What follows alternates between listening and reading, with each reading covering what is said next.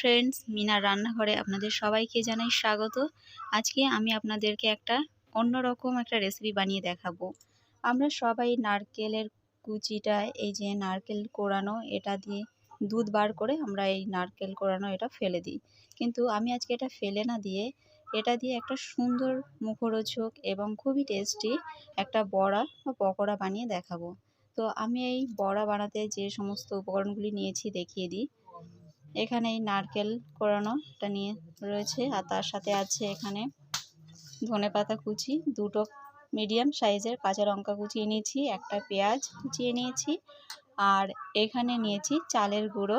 এখানে 2 চামচ মতো চালের গুঁড়ো আছে, আর নিয়েছি বেসন।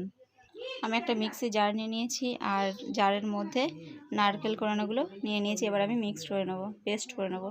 আমি এটা পেস্ট করে নিয়েছি, একটা গামলায় ঢেলে নিলাম। এবার একে একে বাকি উপকরণগুলো দিয়ে দেবো। এটা দিলাম চালের গুঁড়ি, ধনেপাতা কুচি, লঙ্কা কুচি, আর পেঁয়াজ কুচি, আর এর ভেতর দিয়ে দেবো স্বাদ মতো নুন,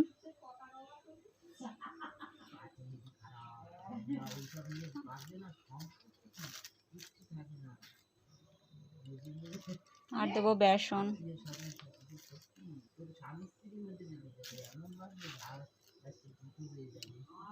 3 চামচ বেসন দিলাম,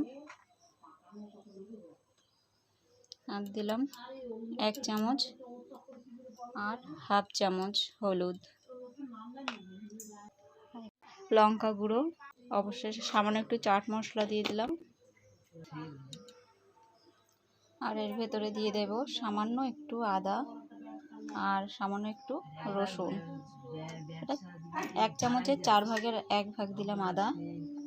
এবার এগুলো মেখে আমি 10 মিনিট ঢাকা দিয়ে রেখে দেব। তো ফ্রেন্ডস, ফিরে এলাম 10 মিনিট পর।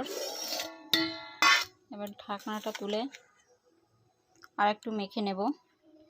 ওভেনে আমি একটা কড়াই বসিয়ে নিয়েছি। কড়াইটা গরম হয়ে গেলে আমি একটু সাদা তেল দিয়ে দিয়েছি। এবার আমি বড়া বা পকোড়ার শেপে এগুলো ভেজে নেব।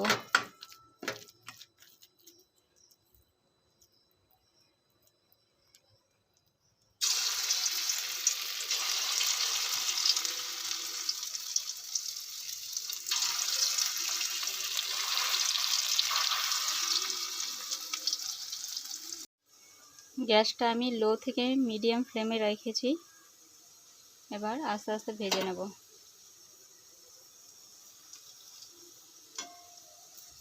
এটা অনেকটা ডালের বড়ার মতো দেখতে হয়েছে।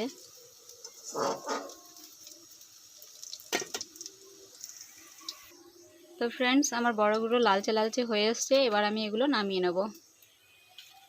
তো ফ্রেন্ডস, আমার পকোড়াটা রেডি হয়ে গেছে। আপনাদের কেমন লাগলো ভিডিওটি কমেন্টে জানাবেন। আর আমি এখানে সসের সঙ্গে সার্ভ করে নিয়েছি। এটি বিকালে সন্ধ্যায় আপনারা চায়ের সঙ্গে খেতে পারেন। খুবই মজাদার এবং টেস্টি।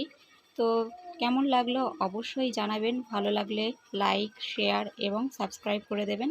আজকের ভিডিও এ পর্যন্তই। দেখা হবে পরের দিন অন্য কোনো রেসিপি নিয়ে।